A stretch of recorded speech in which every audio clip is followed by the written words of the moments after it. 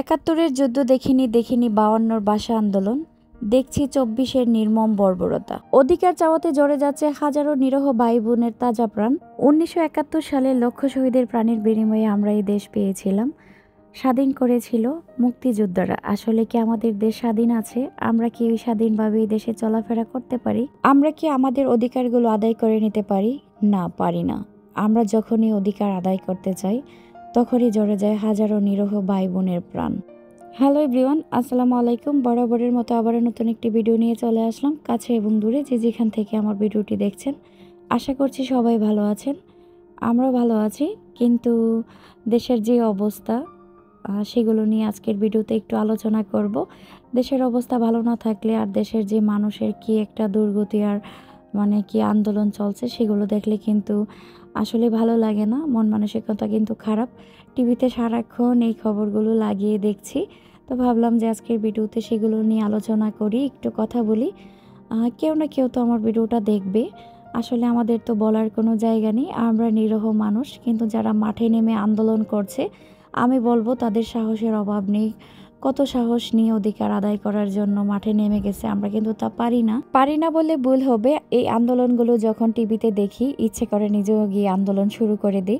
আসলে তো সব কিছু সব সময় সম্ভব না, কিন্তু স্টুডেন্টরা এখন যে একটা আন্দোলন নিয়ে মাঠে নেমেছে কোটা বাতিলের, মুক্তিযোদ্ধা কোটা বাতিলের, এটা কিন্তু সরকারের মেনে নেওয়া উচিত। কারণ সব বাবা মায়ের কিন্তু একটা ইচ্ছা থাকে তার ছেলে মেয়েকে পড়ালেখা শিখিয়ে ভালো একটা অবস্থানে দেখার, সরকারি একটা চাকরিতে নিয়োগ দেওয়ার। আমি যেহেতু এখন আমার বাচ্চাকে পড়ালেখা শিখাচ্ছি, আমি জানি আমার বাচ্চার নিচে কত পরিশ্রম করতে হয় আর কি পরিমাণ টাকা পয়সা খরচ করতে হয়। ঠিক তেমনি কিন্তু প্রত্যেকটা বাবা মায়ের ইচ্ছা যে আমি আমার ছেলে মেয়েকে পড়ালেখা শিখিয়ে সরকারি একটা চাকরিতে ঢুকাবো। আমরা অবশ্যই মুক্তিযোদ্ধাদের শ্রদ্ধা করি, কারণ ওনাদের প্রাণের ত্যাগে কিন্তু আমরা এই স্বাধীন দেশ পেয়েছি। তো ওনাদের সম্মানার্থে কিন্তু এই মুক্তিযোদ্ধার কোটা। আমার মতে ওনাদের মুক্তিযোদ্ধাদের ছেলে মেয়েদের চাকরি পর্যন্ত ঠিক আছে, নাতিপুতি সবার 14 গোষ্ঠীর জন্য সরকারি যে কোটাগুলো রাখা হয়েছে সেগুলো আসলে বাতিল করা প্রয়োজন। কারণ মেধার ক্ষেত্রে কিন্তু যারা মেধা দিয়ে পড়ালেখা করে চাকরি একটা প্রাপ্য পাওয়াটা খুবই জরুরি, সেটা কিন্তু আর পাচ্ছে না এই কোটাগুলোর কারণে। সেই জন্যই কিন্তু এই আন্দোলন। আসলে সামাজিক যোগাযোগ মাধ্যমগুলোতে মাঝে মধ্যে দেখা যায় অনেক শিক্ষিত মেধাবী ছেলেরাও চাকরি পায় না। অনেক সময় দেখা যায় রিক্সাও চালায়। কেন? তারা কি পড়ালেখা করেনি? তাদের কি কোনো মেধা নেই যে তারা একটা সরকারি চাকরি ডিজার্ভ করে না? আমি আজকে একটা নিউজে দেখলাম একজন রিক্সা ড্রাইভার বলছে যে সরকারি কোটাটা বাতিল করা দরকার, মুক্তিযোদ্ধা কোটা। কারণ আমি আমার ছেলে মেয়েকে কষ্ট করে পড়ালেখা করাবো, তার একটা মেধা দিয়ে সে উপরে যাবে, আর সেখানে গিয়ে যদি সে একটা চাকরি না পায় তাহলে আমি ওকে কষ্ট করে পড়ালেখা করে কি হবে? সে যদি আমার সংসারের হালই না ধরতে পারে। এই খবরগুলো দেখলে কি আসলেই খারাপ লাগে না বলেন? অধিকার চাওয়াতে যদি কেউ রাজাকার হয়ে যায়, সেই দেশে আপনি কিভাবে অধিকার চাইবেন আর আপনি কিভাবে মাথা উঁচু করে বাঁচতে পারবেন? আমজনতার চাইতে কিন্তু ছাত্রদের রক্ত একটু বেশি গরম, তাদের সাথে কিন্তু টক্কর নেওয়াটা খুব কঠিন হয়ে যায়। সারা দেশের ছাত্ররা যেভাবে এক হয়ে গেছে, তো তাদের এই মনের আশা আল্লাহ পূরণ করে দেখ, সেই দোয়াই করি। আর সবাইকে এই আন্দোলন থেকে আল্লাহ রক্ষা করুক, কোনো মায়ের কোল যাতে খালি না হয় সেই দোয়াই করি। অনেক কথাই বলে ফেলেছি। আসলে মাঝে মধ্যে এই খবরগুলো দেখলে নিজেকে কন্ট্রোল করা যায় না। কি যে একটা পরিস্থিতি দেশের, আমরাও কিন্তু এই দেশের মানুষ। তো এই নিষ্ঠুর বর্বরতা দেখে কিন্তু আসলে চোখ দিয়ে পানি চলে আসে।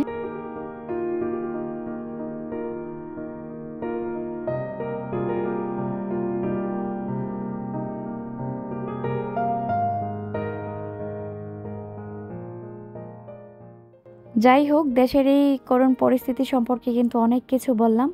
আমার কথায় যদি কোনো ভুল ত্রুটি হয় তাহলে অবশ্যই ক্ষমার দৃষ্টিতে দেখবেন। এই পর্যন্ত যারা আমার ভিডিওটি দেখছেন তাদের কাছে ছোট্ট করে একটা রিকোয়েস্ট করে নিচ্ছি, প্লিজ আমার ভিডিওটিতে একটা লাইক দিবেন। আর ভিডিওটি দেখতে দেখতে যদি ভিডিওর কোনো অংশ একটু হলেও ভালো লেগে যায় তাহলে প্লিজ আমার চ্যানেলটা সাবস্ক্রাইব করে পাশে থাকা বেল আইকনটি ক্লিক করে দিবেন।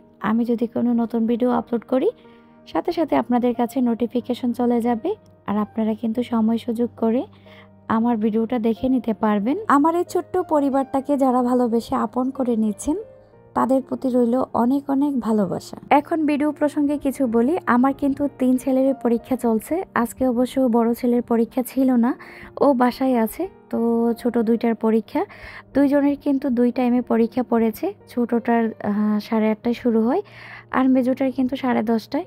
সেই জন্য কিন্তু দুইজনকে 2 টাইমে নিয়ে যেতে হয়। তো ওকে 8টায় নিয়ে গিয়েছিলাম, আমি কিন্তু বাসায় চলে এসেছি। বাসায় এসে ঠিক 1 ঘন্টা পরে আবার মেজোজনকে নিয়ে গেলাম, ওকে আবার ছোটোটাকে সাথে করে নিয়ে আসলাম। তা আসার পরে কিন্তু মেয়ে ঘুম থেকে উঠেছে, ওকে ফ্রেশ করে নাস্তা খাইয়ে দিলাম। ওকে নাস্তা খাওয়াইতে গেলে কিন্তু আমার আধা ঘন্টা সময় লেগে যায়, তারপর নিজে নাস্তা করি। বড় ছেলেকেও নাস্তা খাইয়েছি। তো খাওয়ার পরে কিন্তু এই যে কাজকর্মে লেগে গেলাম। পুরোটা বাসা গুছাতে না হলেও আমার 2টা ঘন্টা সময় লাগে।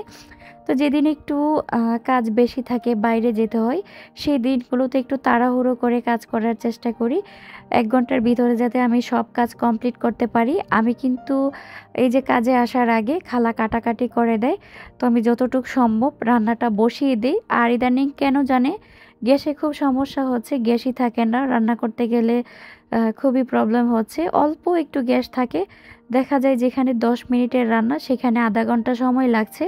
সেই জন্য কিন্তু ফাঁকে দিয়ে রান্নাটা বসিয়ে আসি, তারপর কাজে লেগে পড়ি। কারণ কাজে লাগলে আমার আর অন্য কোনো কাজে যাওয়ার ইচ্ছে করে না। সেই জন্য রান্নাটা বসিয়ে দিয়ে কিন্তু ঘরদুয়ার কাজটা শুরু করি, ঘরদুয়ার গুছানোর। তো ঘরদুয়ার গোছানোর কাজটা কিন্তু আমার করতে ভালোই লাগে, কিন্তু মাঝে মধ্যে একটু বিরক্ত লাগে।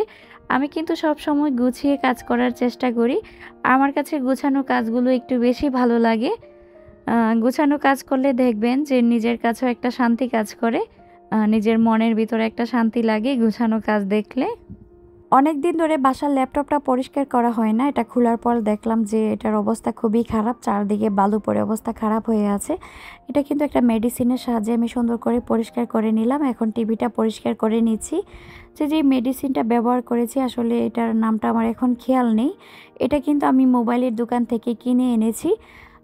এটা দেখবেন যে মোবাইল পরিষ্কার করলে দোকানে নিয়ে গেলে এই পানিটা দিয়ে কিন্তু মোবাইলটা পরিষ্কার করে, খুব সুন্দর কিন্তু গ্লাসটা চকচকা হয়ে যায়। তো আমার মোবাইল পরিষ্কার করার সময় আমি একটা বোতল কিনে নিয়ে এসেছিলাম।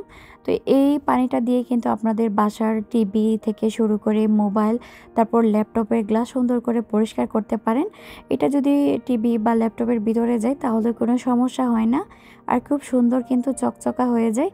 তো মোবাইলের দোকানগুলোতে কিন্তু খোঁজ করলে আপনারা এই মেডিসিনটা পেয়ে যাবেন। রাতের বেলা সোফার কাভারগুলো ধুয়ে রেখেছিলাম, এখন কিন্তু আমার বড় ছেলে আমাকে সাহায্য করছে কাভারগুলো লাগাতে, কারণ আমি খুবই দূরের উপরে ছিলাম। আমার মেজো ছেলের পরীক্ষা শেষ হবে, ওকে আবার আনতে যেতে হবে স্কুলে, সেজন্য আমাকে কিন্তু আমার ছেলে সাহায্য করছে। ওরা কিন্তু একটু একটু করে বড় হচ্ছে আর আমার সব কাজে সাহায্য করে। আর একটা কথা বলি, এই কিছুদিন ধরে কিন্তু আমি খুবই রিল্যাক্সে আছি, কাপড় নিয়ে কোনো টেনশন নেই। বাসার যে কম্বল ছিল মোটামুটি সবগুলো ধুয়ে কিন্তু চকচকা করে ফেলেছি। সত্যি কথা বলতে আমার বাচ্চারা যেহেতু ছোট, ওরা কিন্তু কাপড় খুব ময়লা করে, না হলেও প্রতিদিন এক জুড়ি করে কাপড় হয়। আর খালা কিন্তু এই কাপড়গুলো ধুতো, আসলে ওইভাবে পরিষ্কারও হতো না। আর আমার এই ভারী ভারী কাপড় নিয়ে কিন্তু আমি সব সময় টেনশনে থাকতাম যে আমি তো কাপড় ধুতে পারি না, যে কি পরিমাণে ময়লা হয়েছে আমি কিভাবে পরিষ্কার করব। এখন আর সেই টেনশন নেই, দিনে 3 থেকে 4 বার কাপড় ধুচ্ছি, মোটামুটি সবগুলো জিনিসই পরিষ্কার করে নিচ্ছি। এখন শুধু বাসার যে পর্দাগুলো আছে সেগুলো পরিষ্কার করার পালা, 2-4টা করে ধুয়ে নিব। সেই জন্য কিন্তু একটু রিল্যাক্সেই আছি, শান্তিতে আছি আর কি। তার ফাঁকে কিন্তু আমি বাইরে গিয়েছিলাম, ছেলেকে নিয়ে এসেছি বাসায়। এই যে বাসায় আসার সময় আম আর পেয়ারা নিয়ে এসেছি। কিছুদিন ধরে পেয়ারা খেতে ইচ্ছা করছে, মনে হচ্ছিল যে লবণ মরিচ দিয়ে পেয়ারা খেলে খুবই ভালো লাগবে। তো ফলগুলো বের করে কিন্তু আমি ঝুড়িতে রেখে দিলাম, তারই মধ্যে কিন্তু আমার কাপড়ও ধোয়া হয়ে গেছে। এই যে দেখুন কত সুন্দর চকচকা হচ্ছে। আসলে ভালো জিনিস দেখলে কিন্তু ভালোই লাগে, আর আমার কিন্তু সব জিনিস চকচকা দেখলে আর একটু বেশি ভালো লাগে। এখন কিন্তু কাপড়গুলো বারান্দায় নেড়ে দিব। এই তো আমার সংসারের কাজগুলো কিন্তু আমি আপনাদের সাথে শেয়ার করলাম, আর অনেক কথাও কিন্তু বলে ফেললাম। আজকের জন্য কিন্তু আমি এখানেই বিদায় নিয়ে নিব। বিদায় নেবার আগে বাইরের আকাশটা একটু আপনাদের সাথে শেয়ার করি। মেঘলা মেঘলা আকাশ ছিল, তার মধ্যে কিন্তু সূর্যও ছিল, মানে দিনটা খুবই চকচকা ছিল, চমৎকার একটা দিন। তো আজকের জন্য এখানেই বিদায় নিয়ে নিচ্ছি। আপনারা সবাই ভালো থাকবেন, আমিও আমার পরিবারের জন্য সবাই দোয়া করবেন। আল্লাহ হাফিজ।